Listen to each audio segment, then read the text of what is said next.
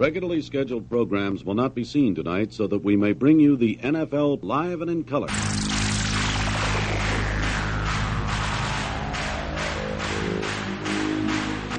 TBS, America's #1 independent television network, presents the following sports exclusive. You're listening to Basically a Sports Show. Follow us on Twitter at Basically Sports. Subscribe to our podcast on iTunes. And check out every episode of the show at basicallysports.tumblr.com. Now here's your hosts, Zach, Greg, Mike. And you're listening to Basically a Sports Show. Welcome to Season 8 of Basically a Sports Show. It's been 8, we've just finished 7 years. Did anybody, honest to God, be completely brutally honest about this, did any of us think that we would make it to 8 years? No. I thought we were all skeptical we'd make it a month.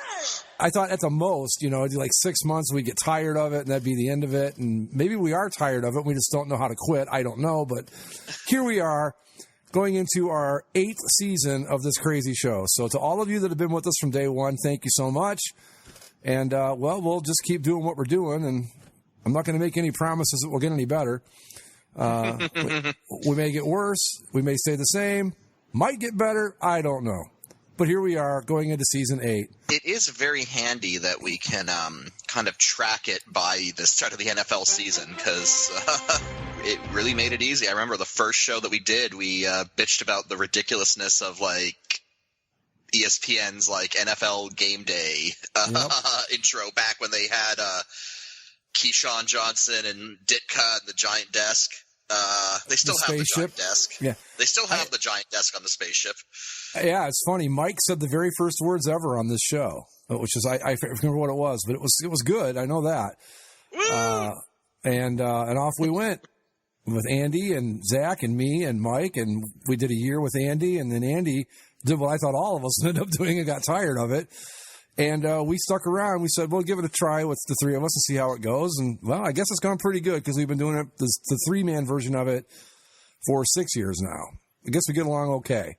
In all truthfulness, I can't think of a single time in those 6 years where we ever really got into a really, okay, fuck you type of argument. We've had a couple of heated discussions, but we've never had one where afterwards I'm going, fuck that Mike or fuck that Zach or whatever, Maybe you guys have. I've never had that. Maybe you guys walk away and go, man, that Greg's a son of a bitch. No, I think honestly, the most legitimately, heated discussion would probably have been the Brady versus Manning thing. Yeah, I'd go with the most recent Star Wars movie. That was a pretty brutal. Yes, but see, that's all right because Greg, you saw reason and you came around. And we all kind of came around to the same conclusion on that. It just took me longer, as it usually does. But aside from the whole Manning thing, the Manning Brady thing, which looks kind of silly in retrospect because I guess at the end of the day, who really fucking cares? And even then, I wouldn't say, Zach, I don't know about you, but I never really felt particularly heated. It was just maybe a disagreement, but I didn't know when to stop. About our arguments. Yeah. Just real quick, I don't want to stay in the 8-year anniversary thing too long because who cares besides us, and we don't even care that much. I was just going to say we're going to get back to the Ballard or Tom Brady later on in the show tonight. Right, exactly. Plenty. Oh my God. And I normally don't fall for overreaction Monday, but holy fuck. Some stuff happened. Then I'm going, okay, this is bad. This is very, very bad. People are making and canceling Super Bowl. And we will get to it, but I love the fact that a bunch of Dolphins are like, hey, you know what? We're not going to quit, but we want to be traded. That's not quite as good as, I forget who it was last year that retired at halftime in the first game, but it's up there. Yeah, for the Bills, it's I can't do 15 and a half more games. Sorry. I'm out. And, of course, the whole Antonio Brown thing. Can we start with that?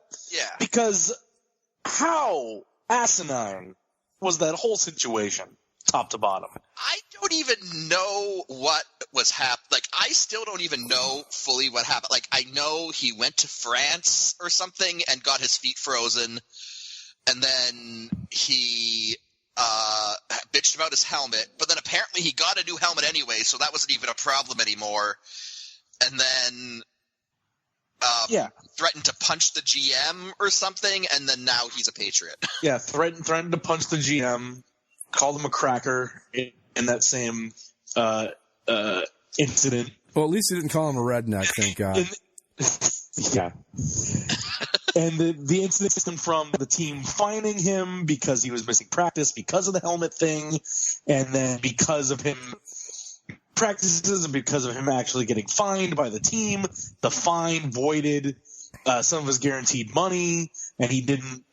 There was the signing bonus he had that he also didn't meet those either. So at the end of the day, he was going to be getting paid weekly, as it were. Right. All of his guarantees and bonuses got taken away. So he was just paying for his weekly check, and he was like, no, screw that. And then he gave a video of how he was free. Grandmama, I'm free. Oh, Jesus. Yeah, and he jumped. Before we get to that video, there was the other video where he posted where he had he apparently wiretapped John Gruden without his consent, which is actually a felony in the state of California. Correct. Yeah, the only place you're really allowed to do that is on radio stations because it's implied that you're calling in so you know you could be recorded, or a TV station. Everywhere else, you kind of got to let them know they're being recorded or it's bad. Yeah, so there's some states that are single-party consent. But, yeah, for the most part, it's got to be a two-way street. And it doesn't. I mean, that's the least of the Raiders' problems. But. Well, now we know they're going to be very terrible, but I think he wanted to be with the Patriots all along. Obviously, the Steelers weren't going to trade him there. No. And he just went out there and acted batshit crazy, and the Raiders finally said enough. And Gruden, I thought Gruden really came off poorly in this. You know, because on that video, the first one, he's practically begging him, will you just play football, please? And it's like, dude, you know what? I think Mike Mayock might have been right. It's time to just cut your losses with this guy. I don't think Gruden came off that badly overall in this thing. Like, I think he's still the biggest mistake they've made over the last several months. But in this instance in particular, he just wanted the guy that they traded for to. Yeah, I don't. Yeah, saying he came off badly is probably too strong. He came off a little desperate and pathetic, which I just never seen that sign of John Gruden. I don't, not too much, just a little bit. Like, will you please just play football? But it's like, what is he supposed to do? Like, yeah, like just cut the shit and get on the field. Like, that's what he should have said instead of like, will you please come play football? Like, Antonio, cut the shit and get on the fucking field. That's the Gruden I expect, not the Antonio, will you just say fuck it and come play football? I don't know. It's a minor little thing, but yeah, I don't know. Look at the Raiders. The Raiders over the last 14 months have lost Khalil Mack, Amari Cooper, and Antonio Brown. They still got John Gruden though. All right, so Greg did a thing. Kind of didn't push a button. Yeah, I kind of screwed up. Well, pretty bad. I missed an entire segment. I don't know what we missed. So what we're going to do is we're going to start at the top of the games and go down each one to make sure we didn't miss anything. We're going to go real quick. And through the magic of editing, I might be able to save a lot of it. But yeah, we need to do all the games again because I don't remember what we missed and what we didn't. Yeah. Well, we were about the ones that we didn't, but we'll push. We were about 12 minutes into that last segment. All of a sudden, I went, "Oh my god!" And it was because we weren't recording. So anyway, here we go. So all right, Packers Bears, Greg. Back to Overreaction Monday. Packers Bears. My overreaction on this is I think the Packers defense is really good, and if it is, and the Rodgers can get the defense going or the offense going, this team is going to be a team to be reckoned with in the NFC. If that defense is legit. I'm very disappointed in the Bears. I had high hopes for them. I was expecting more. The defense looks great, as always, but Mitch Trubisky looked very average, I guess. What was that? My overreaction is if Mitch Trubisky has to play quarterback all year, the Bears may not make the playoffs. I wouldn't rule that out because he's not good. He's just not good. I don't know when they're going to figure that out, but he's not good. Here's the question, and then we'll get off this game. And what's it been 2 years now? Basically, he's been their starter. Yep. Have we seen anything out of him that makes us think, okay, there's potential there? Because I mean, every quarter, I don't care who it is. I mean, even fucking Nathan Peterman, if you give him enough time, will have a decent game. The law of big numbers thing. I don't think his ceiling so far has been fine. Yeah, I don't know. Trubisky, I wouldn't say he's been a dumpster fire. I wouldn't say he's been a Jameis Winston bust, and we'll get to that. But I was kind of expecting more out of them, and it was kind of a wet fart because this was like the opening, like NFL 100th season kicks off with like the oldest rivalry, and it's like the Bears have been around since the 100th season. The Cardinals get no love for being older than the stupid league, but whatever. Yeah, it's true. But do they deserve it, Mike? Oh, we'll talk about them. Jake Plummer was fun for a few years. Yeah. I can go back to the Jim Hart era. They were fun then. Yeah. That was a long. I was 12, but it was cool. But yeah. So I really don't know what to make of this because the offense for the Packers. I don't know. Like I can't really judge the offense for the Packers because the Bears defense was just so good that I don't know if it's struggling or if they just came up against a really strong opponent. But I was expecting more out of the Bears, and my big overreaction for this game is it's like I'm almost ready to be like, I was wrong about the Bears. They're going to be trash. Write them off. See, my overreaction is I think the Packers defense is really good, and it may not be because it didn't play much of an offense. So, but I will say, if the Packers defense is this good and the offense finds its rhythm, I'm putting the Packers right up there with the Rams as NFC favorites. Up next, we haven't even talked about this one yet, so here's a fresh one for everybody. Skins Eagles. The Washington Redskins were up 20-0 in this game and lost. Yeah. Carson Wentz found his old form. He looked pretty decent. Deshaun Jackson exploded. He's back with the Eagles. Look at that. Eagles, yep. Because of how this game transpired, I'm just going to throw my hands up in the air. I don't really have an overreaction on any of this because it's like, well, is Case Keenum going to be the leader the Redskins needed all along? I don't know. He didn't win the game. Well, are the Eagles not good enough? Well, they came back and won the game. So, I don't know. Entertaining football game. Yeah. The only thing I will say is that I guess my overreaction is that Carson Wentz is back.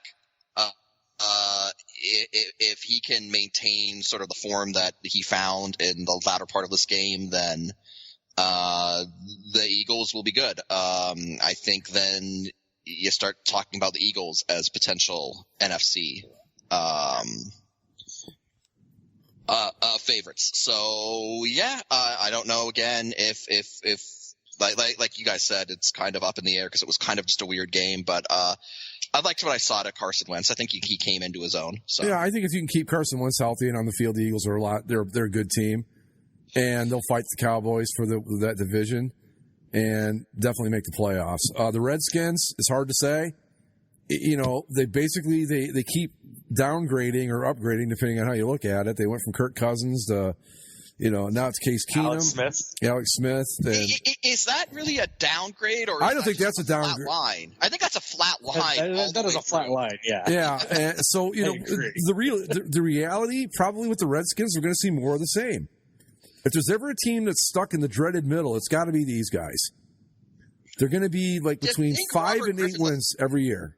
Do you think Robert Griffin III could have been something special for them if Mike Shanahan didn't push him back out onto the field? Well, you see, you'll never know though who was behind that. Did Shanahan force it, or did Griffin say, "Look, I want to play no matter what"? You just don't know. Or did Dan Snyder call the sidelines? And do a stupid. It's really just to finish up on the Redskins. It's a shame because this used to be one of the premier franchises in the NFL, and then Dan Snyder bought it, and now it's a joke.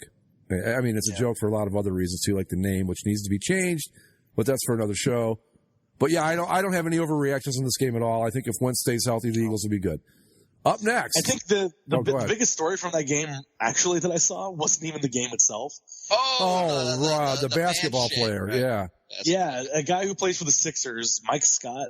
Yeah, he became a fan favorite for the Sixers over the last season, and then he's from Washington, from DC. And so we went to the game wearing a Redskins jersey, and he got into a legitimate fight with Eagles fans outside the building. Some Philadelphia fans who cheer for him as a Sixer tried to beat him up because he was wearing a Redskin jersey.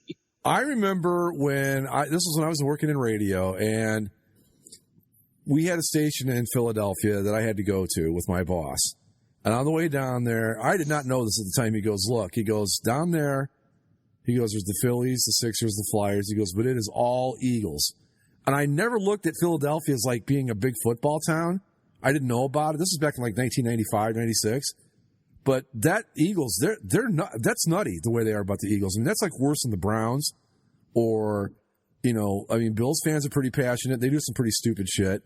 I mean, we had to suspend, bring back the vet for a week following the last Super Bowl because he just went full Philly fan. Yeah. And it was like, no. Well, and that's the thing, too, and I wanted to bring that up, that on the boards, there were people saying, well, he shouldn't have shown up in a jersey and blah, blah, blah. It's like, you guys are all missing the bigger picture here. Fans shouldn't react like this, period.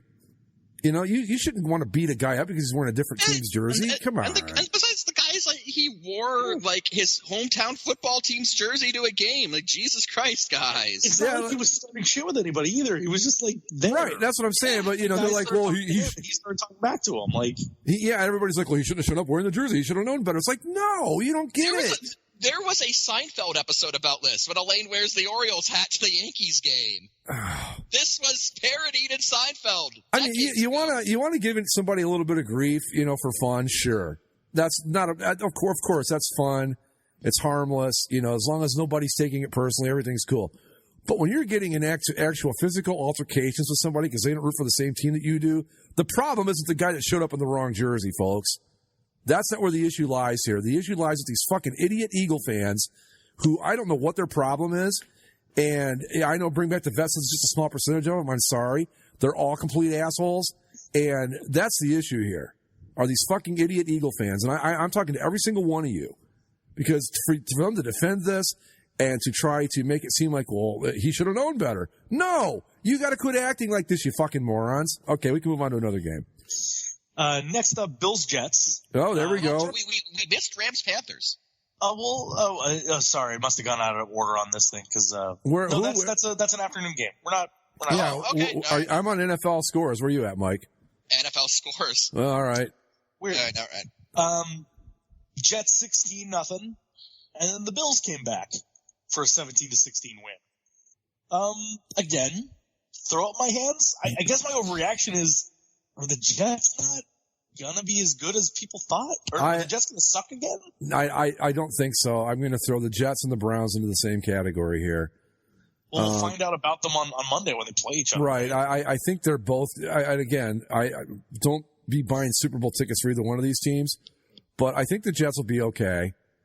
And we know the Bills. We've been through this with the Bills every year we've done this show. They're going to tease us. They're going to be 3-0. Yep. And then we're going to be and then they're going to be 7, and then they're going to be 3-7 by week 10. Yeah, and then 9-7 by week 16, right, or something like that. We know the Bills. They will do this to us. They are the biggest tease in the entire NFL. You don't know what you're going to get. Oh boy! Guess what? Here's the Bills' schedule. They just were at the Jets. Right. They get to play 2 weeks in a row in the same stadium, and it's not home games. They play at the Giants next week. And then they host the Bengals before they play the Patriots. So they could be 3-1. They could be 3-0. Or 3-0. Yeah. Before they play the Patriots. Yeah. And then they're going to lose 76-0. Right. And that'll be that. Everybody will get off the bandwagon, and then they'll come back to following week. Who do they play the next week, Zach? The Titans. They'll beat the Titans, who will be good. The Dolphins. And then they'll lose to the Dolphins. That's what will happen. They'll lose to the Dolphins. Yeah. That's where the Dolphins get their one win. They will beat the Bills in that game. We can mark it down right now. That's the Bills' way. But yeah, the Bills are doing exactly what we expect them to do. They're completely confounding every expectation you can have. I've got a friend who's a big Bills fan from back home in Ontario, and he was texting me. He's like the Bills are gonna win. I'm like, what does it matter? Like, they're not gonna be good this year. And he's like, Bills Mafia. And I'm like, all right. They do have a good defense. They've got a pretty good defense, and it all depends on Josh Allen. But I think that a lot of the games you're going to see them win are going to be like this, like 17, 16, 20, 17. They're not going to be blowing too many people out, but they're going to do what they always do to us. I don't know what to make of them now, and you can talk to me in 15 weeks. I still won't know what to make of them. That's the Buffalo Bills. The Jets, on the other hand, I don't, how do you lose that game? I'm surprised. Yeah. I'm very surprised I'm more surprised by the Jets. And with all those offensive weapons, I would like to, but that's might be a testament to the Bills' defense. I would have liked to have seen more than 16 points when you've got Le'Veon Bell. And who else did they bring in?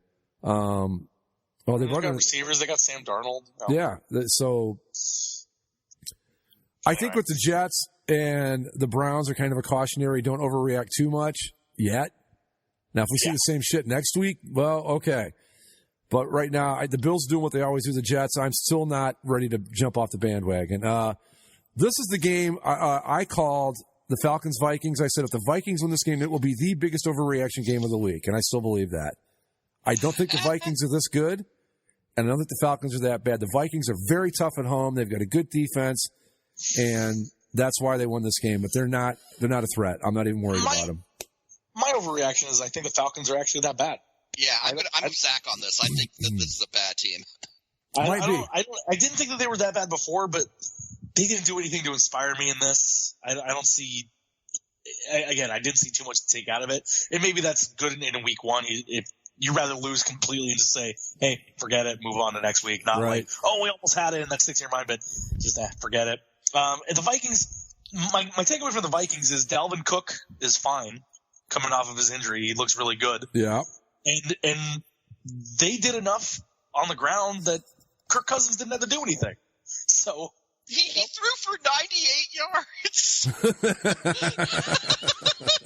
Exactly. That is why I say don't. Excuse me. I'm not feeling overly confident about the Vikings. But no. The fact that I think the Vikings are mediocre means that like the Falcons are bad. I think the Falcons are going to be like the Bills. You're not going to know what to make of them. They're going to lose a game like this. They're going to go out and beat somebody they shouldn't. And at 14 weeks in, they're going to be like 8-6 or 7-7. You're going to go, I don't know. That's the Falcons. That's a team that shouldn't be bad, though. I mean, God, Julio Jones, Matt Ryan, they should not be. They shouldn't put up 12 points. But Minnesota's. But they do it all the time. They blew that freaking Super Bowl. Yeah. It's just been stank since then. That one up too. When Keith Olbermann came out with that whole blow it up when something like that happens, I thought he's nuts. Mike bought into it, and I'm convinced too now. It's like they're never going to recover from that. This team will not recover from that. The only way they recover is if they completely shed everyone associated with. And I'd go a step further and just say redesign the uniforms. Yep, go back to the throwbacks and be done with it. Just be fucking wipe the slate clean. That's the only way. Like draft a bunch of new people and just be like, all right, we're like. You got the one Super Bowl. You hacked it up. You gave us fodder for one of our former members for the rest of our lives. We'll always be indebted to you for that. And you basically enshrined the legend of Tom Brady into NFL mythology all time. So thank you, Falcons, for that. Julian Edelman made like one of the greatest catches I've ever seen in that game. So thanks for that, Falcons. But I don't think the Vikings are very good. I think they've got a very good defense. They're very tough at home, but I wouldn't get Kirk Cousins 98 yards. And Cook's not going to be able to do that every week. He won the game, though. So. Yeah, I know. Okay. Ravens Dolphins. This is I brought this up. I don't remember if it made it into one of the segments or not. I'll say it again. The Ravens have got this thing about just kicking the daylights out of somebody in opening week because last year they beat, I believe it was, I don't remember. Let me check real quick. The Bills. Was it the Bills? It was the Nathan Peterman-led Bills. Yes, they beat the Bills last year 47-3, and this year they go back to the AFC East, and they just, oh my God, 59-10 over the hapless Miami Dolphins, who had players wanting to be traded after the game. So, and they're not. It wasn't like the guy that retired for Buffalo. This was like, excuse me, because they know this team's tanking on purpose, and they don't want to be a part of that, and I kind of admire that, but. Are we overreacting on the Ravens, guys? Are they this good? Overreaction. I think they're better than I thought. I think Lamar Jackson's going to be better. But I think the big story that we didn't even touch on the first time we talked about this, guys, the Fitz magic ran out. Oh, boy, did it ever. He's supposed to have a week or two before it. Well, it see, goes to shit. I think the thing is, Mike, is he had too much time this time. Oh. 3 weeks is about right. That's what you give him 3 weeks, he's unbeatable. The best part is, so then the Dolphins are going to blow out. They throw Josh Rosen out there late in the game. First pass is an interception. Of course it is. Oh my God. This team's going to be really bad. I'm not like my overreaction is the Miami Dolphins are trash and could go 0-16. No, they're going to beat the Bills. They're going to go 1-15. They're going to beat the Bills in that week I said they would, but that'll be it. They'll beat the Patriots next week. Watch. If they do that, well, they're still only going to go 1-15. I don't care. Yeah, no, that's the one game that they win every year. We know, but yeah, I'm not so sure about that one this year. Probably not. I think the Ravens will be pretty solid, like they always are. I mean, that's a very well-run organization. I don't expect Lamar Jackson to throw 5 TDs every. No, but like I said in the preview, if he can figure out how to be a little bit of a pocket passer, it's going to make them very dangerous. Like if we had to redo our season preview that we only did, a week ago, right? I would say that they're going to win the division now, and the Browns will fight for a wild card spot. I was all in on the Browns, but we'll talk about that coming up. But no, just God damn it, Miami!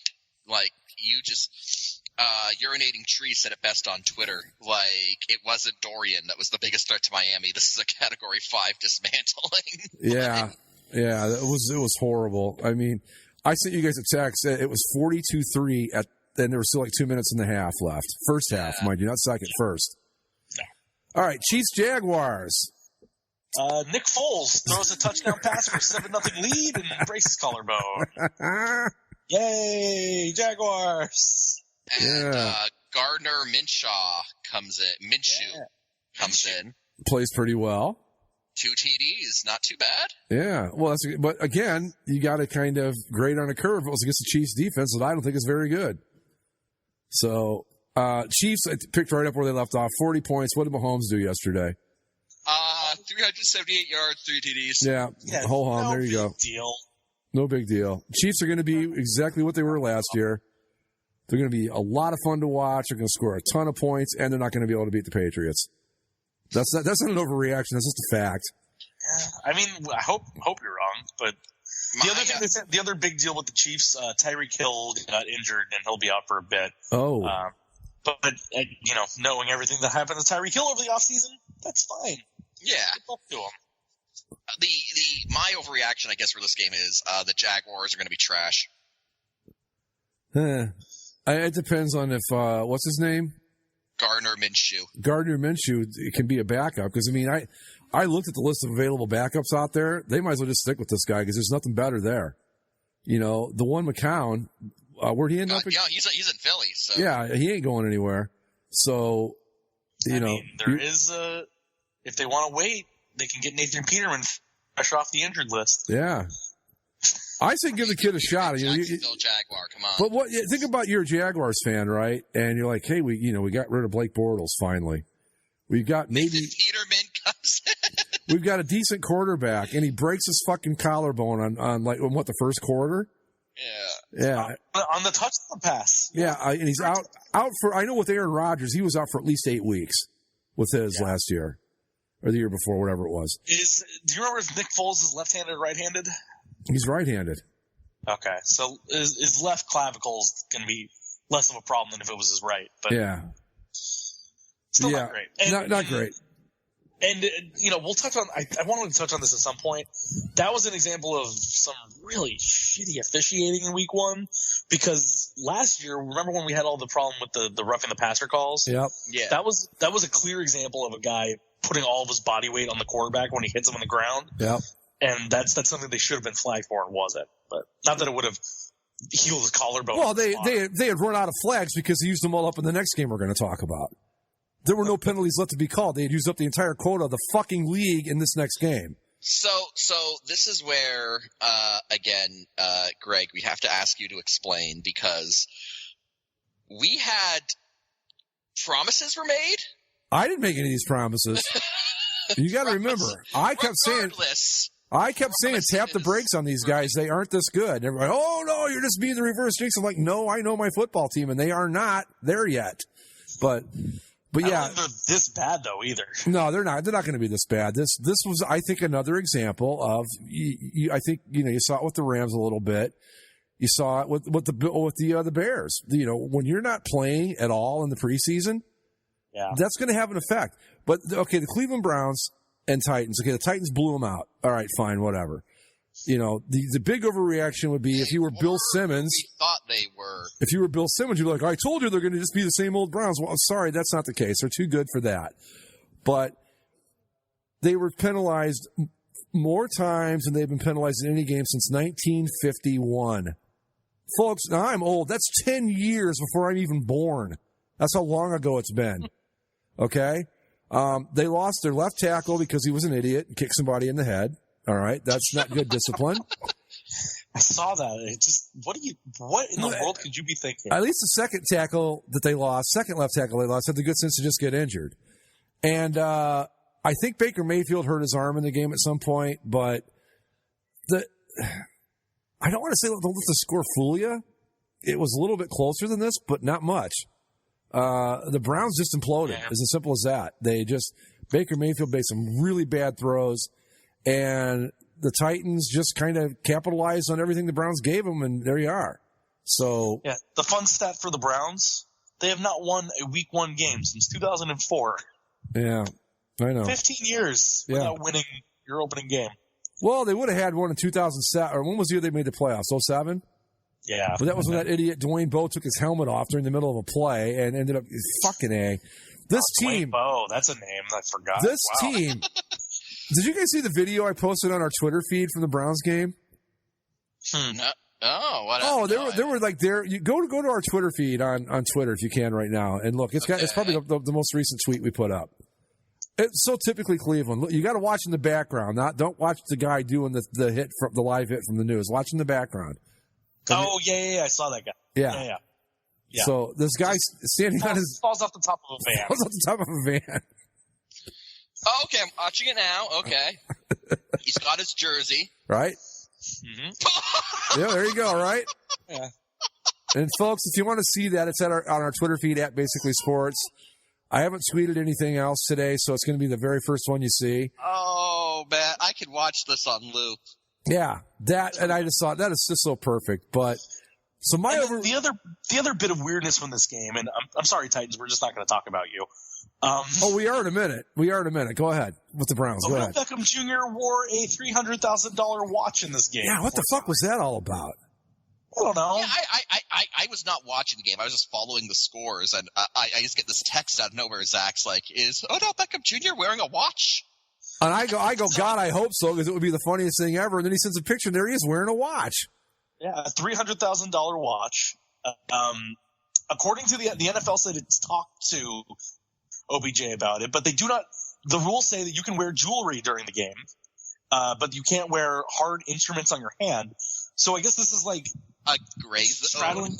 Yeah, it's like, is the watch okay? Is it too close to your hands? So question: why does he need it?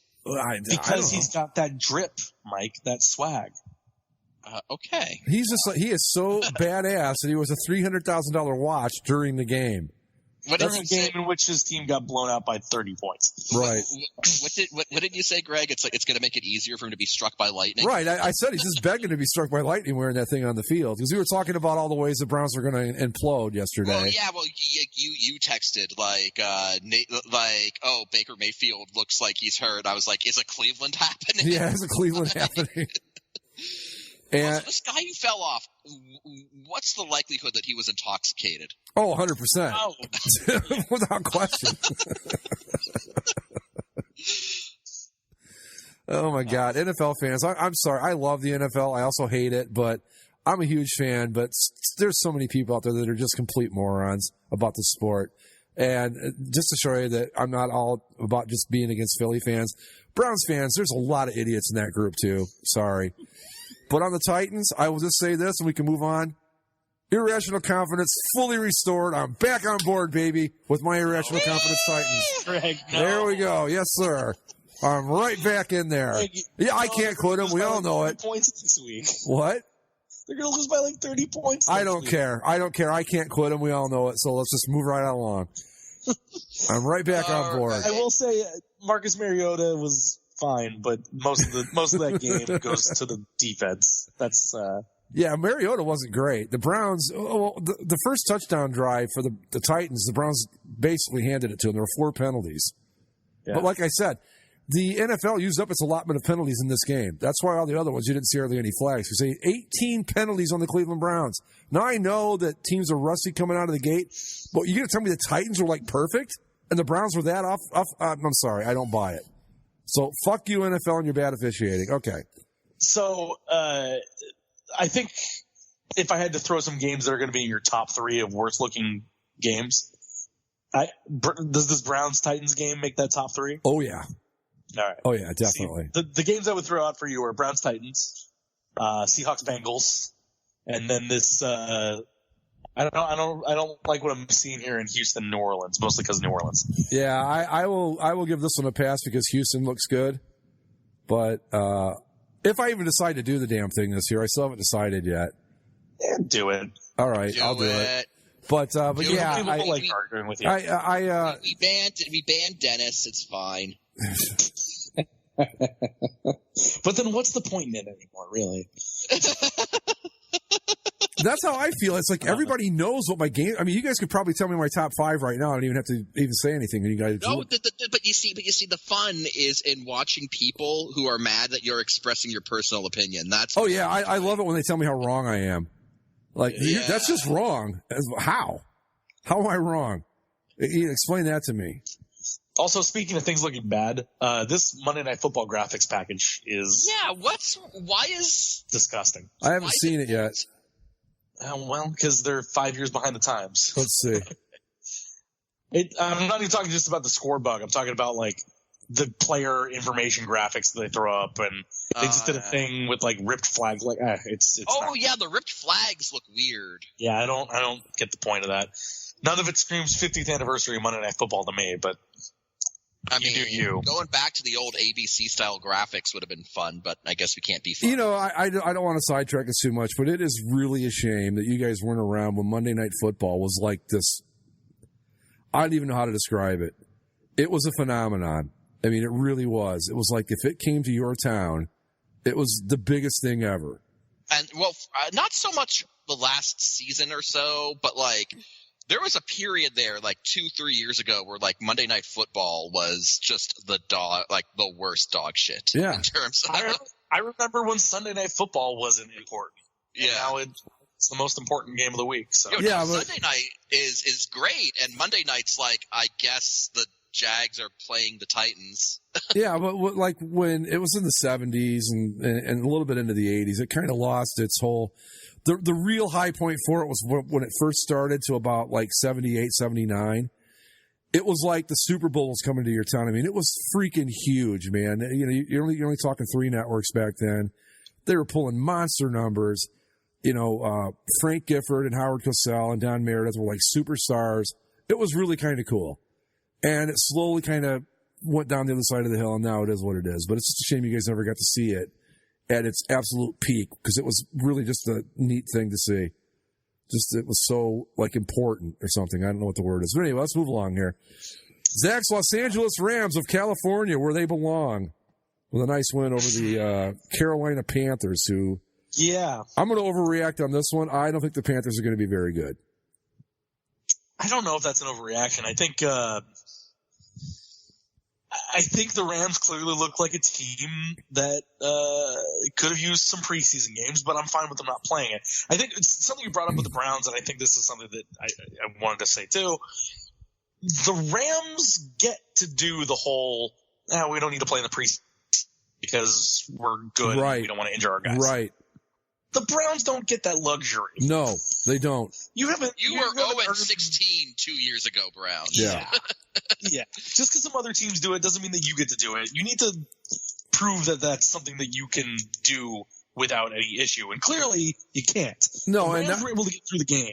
And to go back to the Browns for a second, you know, just because some Vegas odds makers say, okay, you're 12-1 to make the Super Bowl after you've been like 53,000 billion to 1 years before that, and because you've made the cover of a few preview magazines and all that, does not suddenly make you good. The Rams were good already. They could do it. Like Zach said, the Browns, no, you weren't there yet. And we saw the result. But, yeah, the Rams, I don't know how they looked. I didn't see any of this. But, they went out, East Coast game, got the win against what we think might be a tough team. And there you go. They're 1-0. Well, they were thoroughly controlled. They almost had the disastrous fourth quarter. But the thing that I mean, it's something I already knew, but it's something that I learned from this. And I could even probably, here's my overreaction. It's going to be a retroactive overreaction. If Cooper Kupp was not injured last year, the Rams win the Super Bowl. Probably.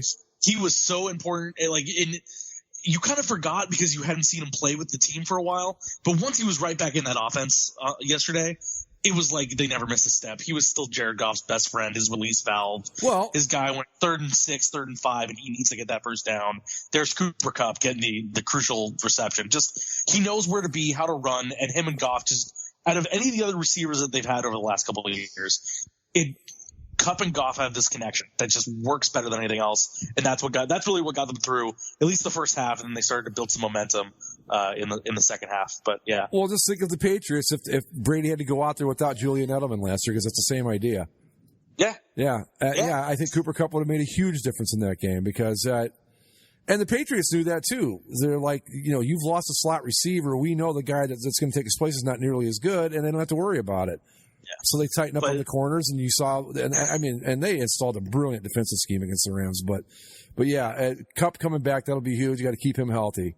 But the other thing on this game, Christian McCaffrey is a dude, man. That guy can play.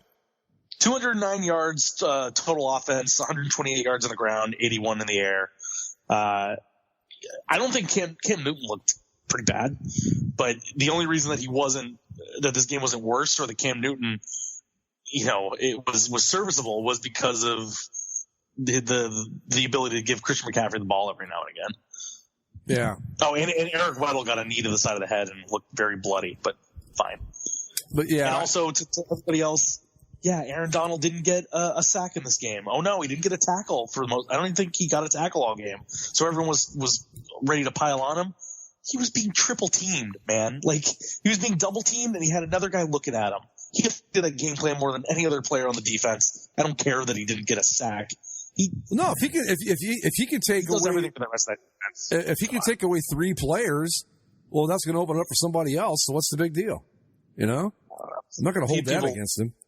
People looking for reasons to poke holes in. Well, if they're triple teaming the guy, that they're not doing that because it's an accident. Like, oh fuck, what are we doing here? They're doing it because he's that good. So, and he is I'd say the best defensive lineman in football without question. Clear. Yeah. All right, up next, the Seattle Seahawks and our favorite quarterback of all time, and the Bengals. Fuck them. That's all I have to say. Any overreactions? Dalton, career high, 418 passing yards. And still only 20 points. Still only 20 points. Yeah. Yeah. I don't know. This is another game that I don't really have an overreaction or underreaction to. I guess my overreaction is that the Seahawks aren't quite dead yet. Even though I think we thought at the end of last year that it looked like the pieces were finally coming apart, and this was a team that was going to, just kind of dismantle and go away. And that's not the case. They're still around. They're going to be a thorn in everybody's side again, and probably be in one of those wild card spots at the end of the year. I think they'll be chasing one. I don't know if they necessarily get one. I look at them at like 9-7. They're about somewhere in there, but they're not going anywhere, and that's enough to drive you crazy. I find the Bengals have concerned at 418 yards and you only get 20 points. That's not good. Yeah, they had one of the McVay disciples at the helm in his first game. Oh, which actually, a friend of the show, McCarthy, actually said as a Bengals fan he was very enthused to see how they played. Basically, he's like they're playing modern NFL football for the first time in 10 years. So yeah, it's kind of hard to get a real read on these guys because they had Marvin Lewis was there for probably 5 years too long. Dalton's a decent quarterback. I don't know if I'd call him good, but he's serviceable. they have a little bit of talent. I don't know what they're going to be. I'm not ready to put them in like, hey, they could be a playoff team, but they might not be as bad as we think they're going to be. And I'm with you, Zach. I didn't really have an overreaction on this one. I think it went. I'm surprised it was close. It was tighter than I thought. Yeah, a little tighter than I thought, but it went the way I thought it would go. Like, maybe the Bengals aren't as bad as I thought they were, but I think this is one of those games that will make more sense in 3 weeks. Yep, exactly. You'll either say, oh, that was just week one that was really tight, or, oh, yeah, both these teams are kind of equal, and, we'll see. Now, for my biggest overreaction game of the week here, Mike's Los Angeles Chargers via San Diego, via Costa Mesa, and the Rec Center, and the Indianapolis Colts, who I said would still be good without Andrew Luck, and I'm standing by that. 30-24, Chargers get the victory, Mike. The Chargers almost blew a sure win in week one, which is something that they like to do a lot. Classic. Classic Bolts. Chiefs, Texans, Broncos, go back through the years, man. There's always that week one game. The Chargers come out playing well. They look great, and they blow it. They managed to hang on. They stopped it from happening. They won in overtime, but they should not have gone to overtime. This was an overtime game? Oh, it sure was, wasn't it? Yeah, this should not have gone to overtime. So the Chargers should have put this away in regulation. So what do you guys think about the Colts with Jacoby Brissett at the helm? I still don't think too much of him. Yeah, it was a nice comeback, but I still need to see more.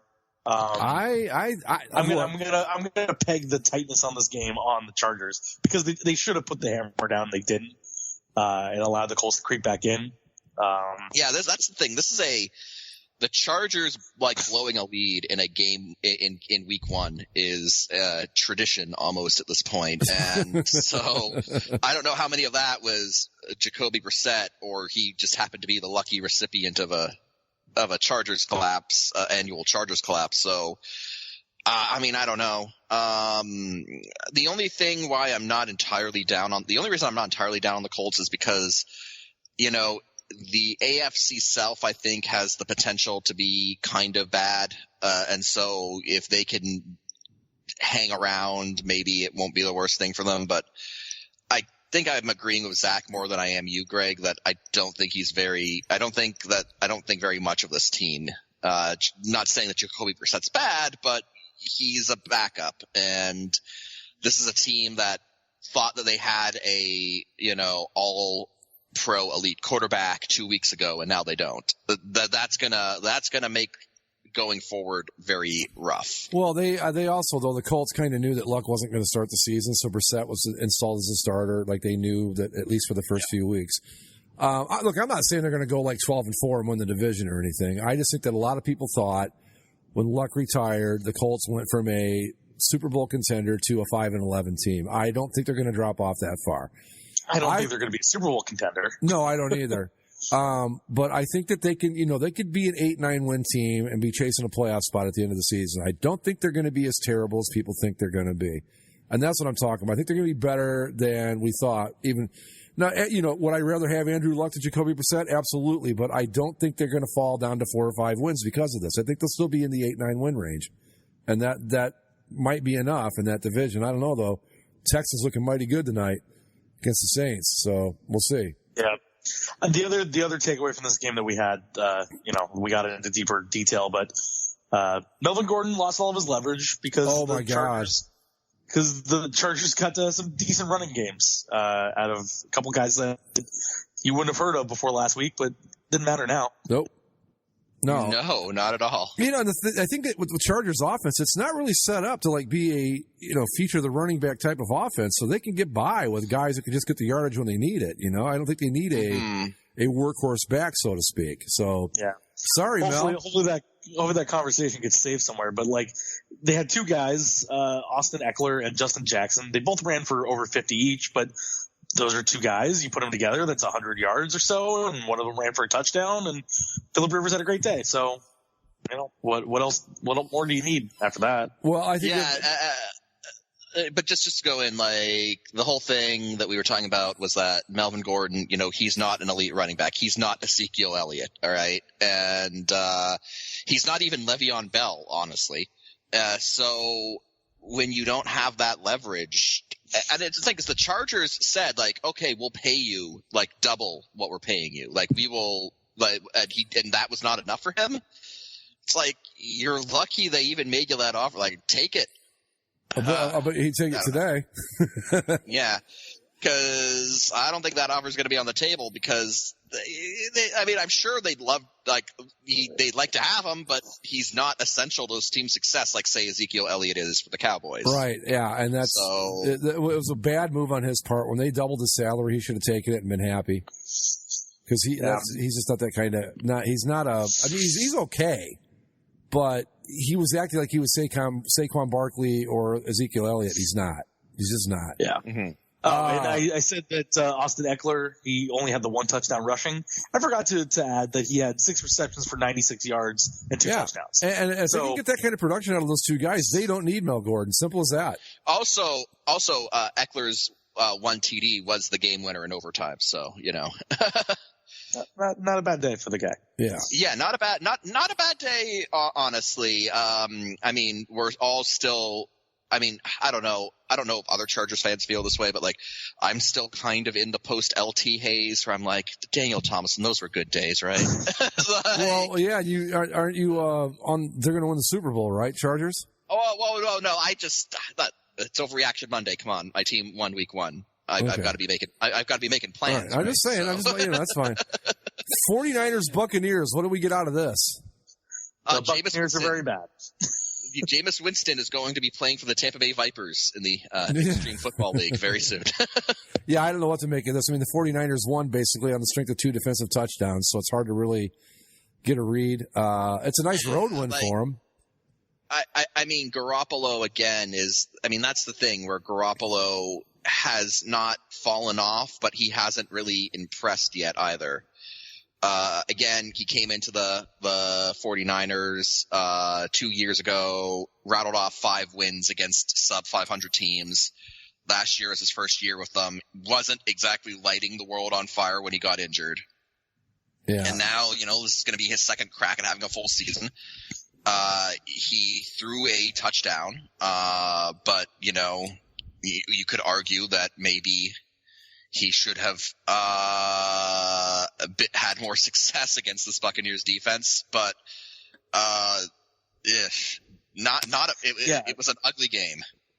The Niners got 1 offensive touchdown.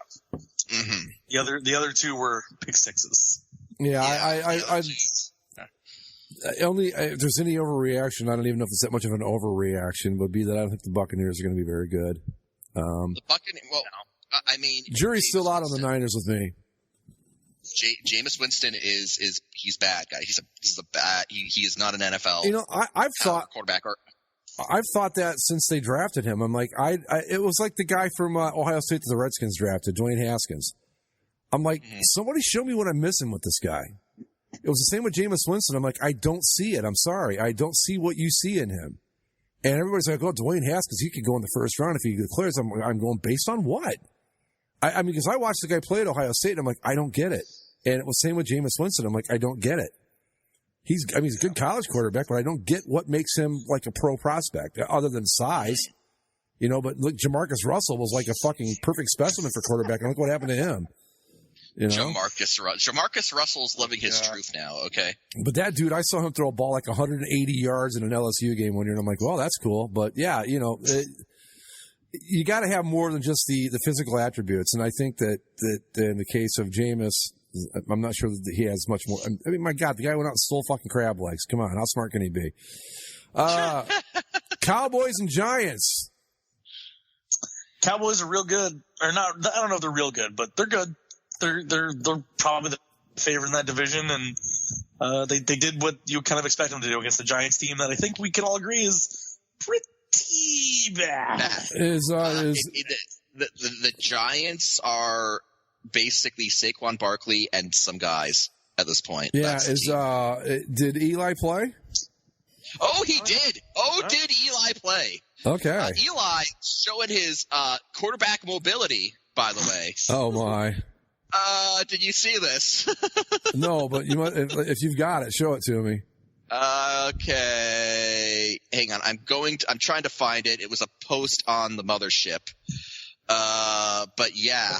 Eli threw for 300 yards. He was 30 of 44. Threw for a TD. No interceptions. Only one sack.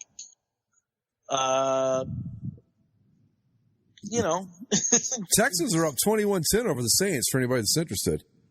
Yeah, I mean, I have this game on.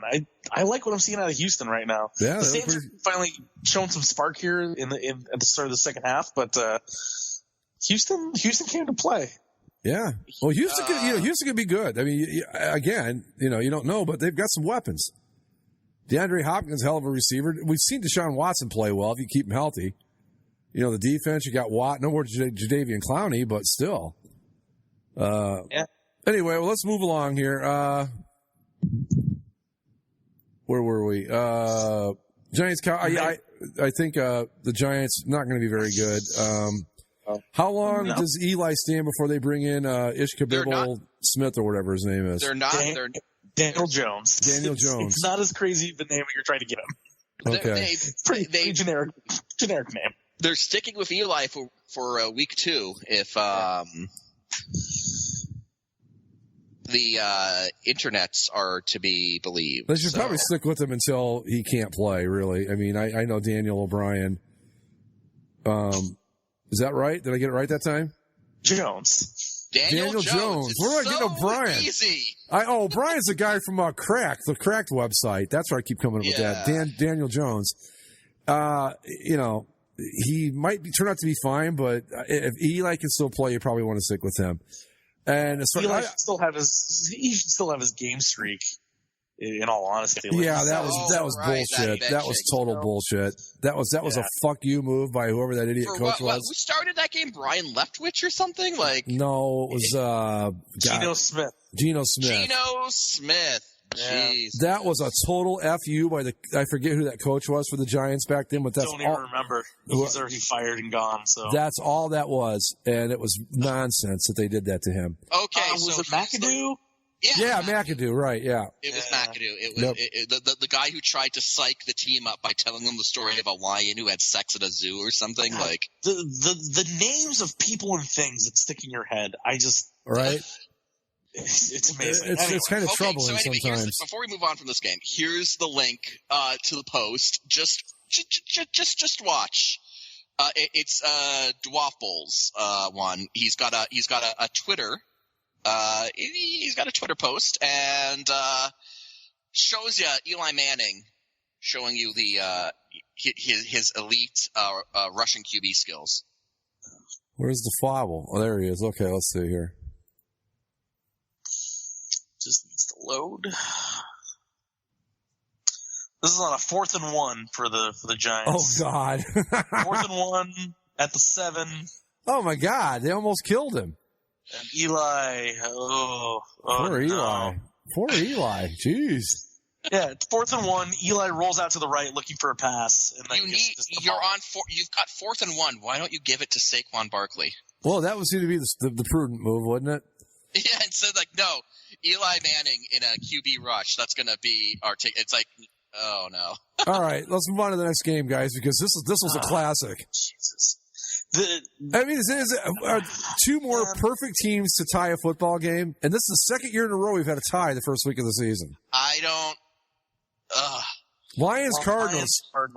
Cardinals couldn't do jack shit with Kyler Murray until the fourth quarter. They come back and tie it up, take it to overtime, and tie the game in the end. Yeah, Lions. Both teams kick a field goal in the OT, and that's about it.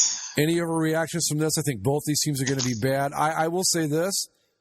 Matt Patricia does not last the season with the Detroit Lions. That guy is an idiot. I'm sorry. He's a bad coach. How do you let the Cardinals come back on you? I don't know. Especially when you're supposed to be a defensive wizard. I like this team. They are bad. How do you let them come back? I'm not so sold on Kyler Murray yet either. I mean, he showed some signs, but that's a little dude. I mean, Baker Mayfield's not big, but he looks huge compared to Kyler Murray. Kyle Murray is a very small person. Yeah, a little dude. One of his linemen, when he got sacked, was able to jump over his head.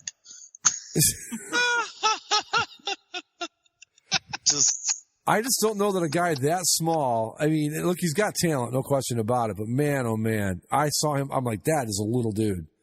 You know, when this game was going on, like the Lions looked like they were up considerably. I was flipping around the games, and it's like this was the only one that was still playing, and so I switched away from it. I'm like, no, I'll just watch the Sunday night pregame, kind of get caught up on the highlights and see what else I saw. And then they're going through the highlights and like, oh, by the way, Lions Cardinals are tied. I'm like, since when? How did that happen? And then I went to go watch the OT, and I made the bad decision. I saw all the boring parts of this game, none of the exciting parts. And yeah, but no, Greg's absolutely right. Like the Cardinals and Lions tying a game is perfect. Like it's just too good. To invoke the great Don Meredith, justice should have prevailed and neither team should have won. Yeah, but what are you going to do? I don't have any overreactions to this. I think both teams are going to be mediocre at best. Like, can we take wins away from these guys and say they lost, and like give those wins to like Cincinnati or something? Like, yeah, I like a team that deserves it. Yeah, like Cincinnati played hard. Like, come on, guys. But no, this was exactly what you expect out of a Cardinals-Lions game. And Matt Patricia, like, that Lions defense. Isn't he supposed to be a defensive-minded person? Like, yes. Yeah. But what he is, he's an idiot. He's an idiot with a pencil behind his ear and a stupid beard. That's what he is. And an ATV. He drives around an ATV. Yeah, I don't get it. And I will say it again. And unless you get Bill Belichick himself, don't bother. Don't bother. There's no Mike Vrabel seems like he might be the one that might break the mold here, but Romeo Crennel, Charlie, what was his name? What was that? The dude, the offensive coordinator, Charlie Weiss, Weiss, something like that. Charlie Weiss, yeah, Charlie Weiss. Who else? Josh McDaniel, Romeo Crennel, Bill O'Brien's doing okay, but he was at Penn State before he went to. So he got to coach on his own a little bit before he went to the Texans. But I'm saying, like, the guys that they like pick off every time the Patriots win a Super Bowl, everybody swoops in and says, "We want this assistant and that assistant." Well, let's see. I'm gonna see if I can pull up the full Bill Belichick coaching tree. It's not very impressive. Well, technically Nick Saban, right? Technically, that's college. Can you really apply the same metric to it? Maybe not. Well, I tell you this too, Zach. Saban was a great coach before he ever met Bill Belichick. Because I remember the year before he went to the Browns in '95 and coached with Belichick, he coached the Toledo Rockets, who were like 3-9 the year before. It took them to like an 11-1 record and won the MAC in one season. I thought, this guy's good. This guy's really good. Okay, so what we got is Bill Belichick himself worked under 5 different head coaches. Ted Marchibroda. Wow, that's going back a ways. Baltimore, right? Tommy Hudspeth, Red Miller, Ray Perkins, guys you've never heard of course. Ray Perkins I've heard of. Bill Parcells. Ray Perkins was the Giants coach before Parcells was. Right. Yeah. Right, but Parcells is the guy that everybody knows and probably the one that you're going to attribute Bill Belichick to. Yep. Then 9 of his assistant coaches have gone on to become NFL head coaches. 9 Belichick assistants. Okay. You have Romeo Crennel. Total bust. Stints with the Browns and Chiefs, neither good. Nope. Al Groh with the 2000 New York Jets. Terrible. But I don't know if you want to count that because that's, again, for the Browns time, so that's not – he didn't hit a successful streak yet. Eric Mangini. Bust with the Browns and the Jets. Yep. Nick Saban. Saban was a good coach before he met Belichick. I'm gonna not allow that one because I knew Saban before he went to the Browns. And so you knew, but Saban was with him at Michigan State, or he was a coach at Michigan State. Yeah, which was first. He was. Wait, did he go Toledo? Did he go from Toledo to the Browns to Michigan State? Is that how it went? I'm pulling up now Nick Saban's tab. My point being that Saban proved he could coach before he ever coached with Bill Belichick. Saban, he coached at Michigan State as a defensive coordinator from 83 to 87. DBs with the Houston Oilers, 88-89. Toledo at 1990. And then he was the Browns defensive coordinator from 91 to 94. Oh. Before going to Michigan State, LSU, Miami, Alabama. Well, I will say this. Those 88-89 Oilers teams were really good. The Toledo team was really good. Who was he with before that? Michigan State from 83 to 87. That I don't know anything about that. Yeah. So, I mean, he had plenty, but, like, he was only with Belichick for 3 seasons. Yeah. With the Browns. So, anyway. And everybody kind of knew. I mean, if you watch NFL Football Life, the 95 Browns, everybody kind of knew Saban was that he was, going to be his own thing anyway. So, all right, go ahead. Otherwise, then you have Jim Schwartz with the Detroit Lions. Wasn't he the one that went 0-16? He was also the one that took him back to the playoffs, remember? Oh, right. Yeah, okay. He came in after 0-16, yeah. Yeah. Oh, all right. Well, we'll give him a little credit. Then you have Bill O'Brien. O'Brien's doing a pretty good job. Matt Patricia's an idiot. And then Brian Flores is 0-1 with the Dolphins. Yeah, that's not going to go well. I don't know if you blame, but can you blame that on him because he's got nothing to work with? Yeah. Then you also have 7 assistant coaches that have gone on to become NCAA D1 coaches. Kirk Ferentz at Iowa, who's been there since '99. Did a pretty good job. Yep. Pretty solid. Al Groh, already mentioned. He was with Wake Forest and Virginia for a while. Yeah. Pat Hill was a coach for a long time at Fresno State. Oh, Pat Hill was back in the day when they were like, we'll play anybody anywhere. They had a couple of good seasons. Yeah. Bill O'Brien, already mentioned, with Penn State for a couple of years, 3 years. Nick Saban, already mentioned. Charlie Weiss, he was the head coach at Notre Dame for 4 seasons. And Kansas for another 3. Yeah. Then some guy that was a coach at Columbia, Pete Manjurian. I don't know. Yeah, and then you have Mike Vrabel. These are former players of Belichick's. You have Mike Vrabel and Cliff Kingsbury. One has become a CFL head coach, Mike. Woo! John Huffnagel of the Calgary Stampeders. So I guess the best. And then you have a bunch of assistants that have gone on to be assistants elsewhere. Your McDaniels is your Rob right. Ryan. So, the head coaching, at the NFL level, we can say is at best mixed results. At best, right? At very best, yeah. I'd say the only success stories are Nick Saban. Yeah. And again, take your mileage with how much he actually took from Belichick. I think they're both cut from the same cloth, clearly. Absolutely. Bill O'Brien's done okay. Jim Schwartz got the Dolphins or the Lions back to the playoffs, but then he also cratered the Lions not long after that. So, again, take what you want.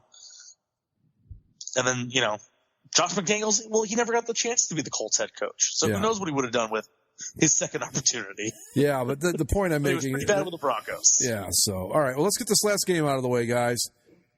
A little bit overreaction here. Steelers, Patriots.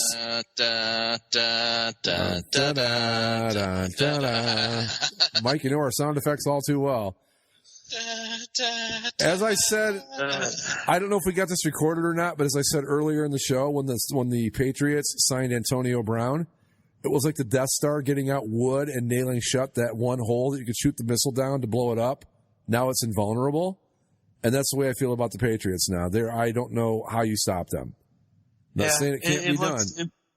As I said, it looked just too easy. Yeah. But as I was thinking about it just now, to flip this, you know what our team looked like? It was a Death Star, and then it got its one extra piece, and then, oh my God, how could anyone beat them ever again?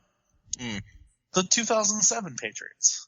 True. 2008 Patriots, whatever it was. Yeah, true. It was 2007. They got Randy Moss. Yep. Oh, they did. Nobody did beat them. They went 17-0 or 18-0.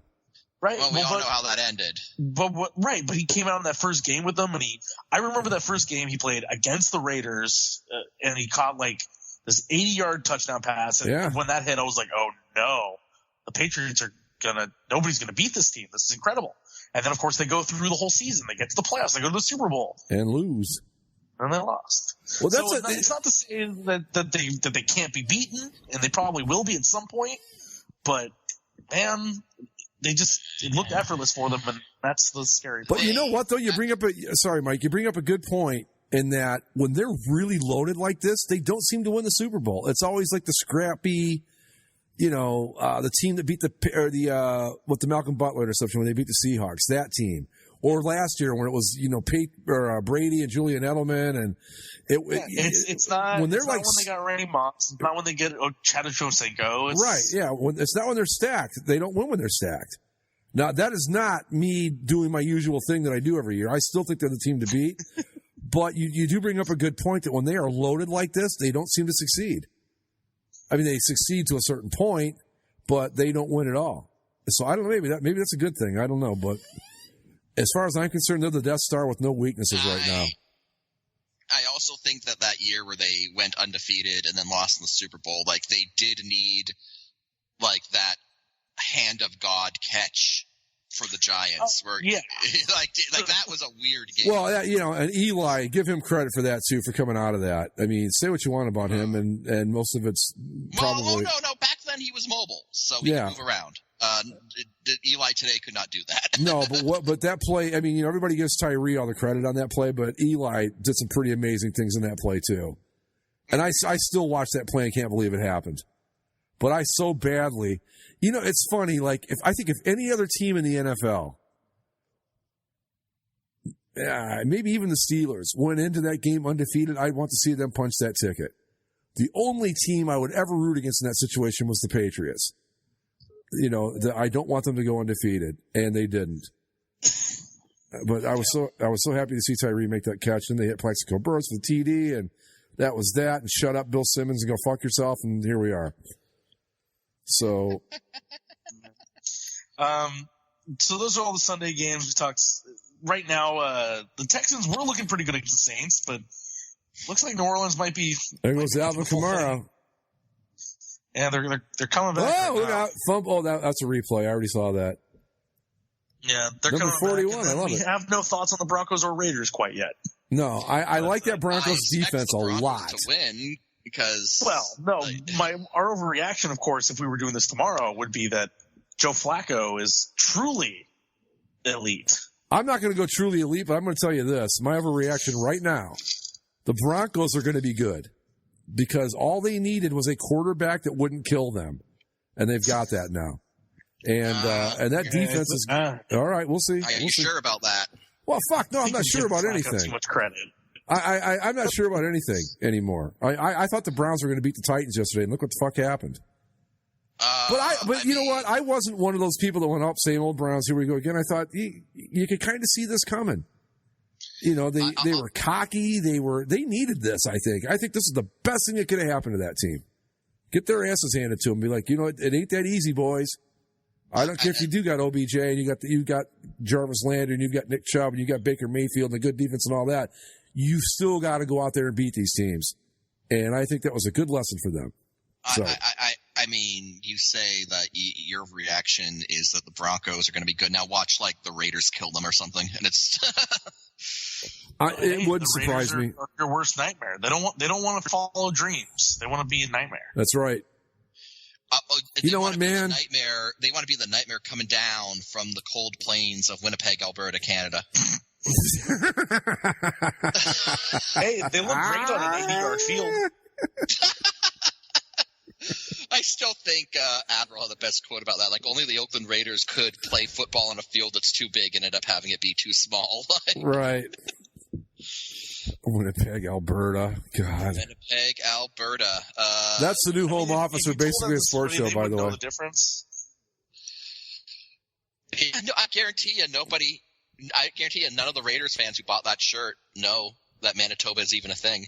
Well, I was just going to say that I think that the new official offices of basically a sports show, the complex, is located in Winnipeg, Alberta. There you go. Everybody wants to know where the Bass Complex is. That's where it is. It's in Winnipeg, Alberta. So good luck finding it. But just to be safe, Mike, look up and make sure, because like a lot of there's a Toledo in a different state in the U.S. And like there's like 3 Norwalks. Make sure there's not a Winnipeg in Alberta, just so we don't look like fucking idiots. What if there wasn't? So, Winnipeg, according to Wikipedia, refers to the city and capital of the Canadian province of Manitoba. Okay. The next one, Winnipeg Electoral District, a former federal electoral district in Winnipeg, Manitoba, Canada. All right. Just making sure. Lake Winnipeg, a lake near Winnipeg, Manitoba, Canada. Winnipeg River, a river that flows into Lake Winnipeg. All right. Winnipeg Capital Region, Manitoba, the region around Winnipeg in Manitoba. Okay, so there is Winnipeg Junction, which is a community in Minnesota. All right, see what I'm saying though? I just want to make sure that there's not accidentally like Winnipeg. There's also Winnipeg, Missouri. All right, but no Winnipeg, Alberta though, because we just want to make sure that this is interesting. This is me learning something. There was a Canadian black bear from the 1930s named Winnipeg, and he's notable because he is the namesake for Winnie the Pooh. Oh, Winnie the Pooh is actually named after Winnipeg, Manitoba, Canada. Oh, I think the Saints just took the lead, boys. So there you go. Canadian Border Services Agency tweeted at the time of this incident. They said, traveling to # Winnipeg, Alberta from the U.S., please check the documentation needed when crossing the border. Also a map of Canada. It also refers to the HMCS Winnipeg, which is a frigate in the Royal Canadian Navy. And the Winnipeg is also the name of a ship which arrived in Chile carrying 2,200 Spanish immigrants in 1939. So, no, there is no Winnipeg, Alberta. Okay, good. So just want to make sure. The guy who wore the shirt later that day tweeted out, apologies to the citizens of Winnipeg, Manitoba. Just a kid from Atlanta, Florida, playing football in Oakland, Nevada, with a low geography IQ. Fair enough. All right. So there we go, guys. That's Overreaction Monday. We'll come back and have Overreaction Monday Part 2 next week, because we won't be done overreacting for about 3 weeks yet. So, you know. Our opinions will swing wildly from week to week. Yes. I apologize again for my snafu with the recording, but I will fix it. It'll be all worked out nicely, and you'll enjoy a smooth takeoff and landing and your flight. It'll all be fine. On that note, we're going to call it a night. Follow us on Twitter at Basically Sports. Subscribe via iTunes, Stitcher, Spreaker, and the YouTubes. Thanks for tuning in to Overreaction Monday. We will see you next week with Overreaction Monday Part 2. Later.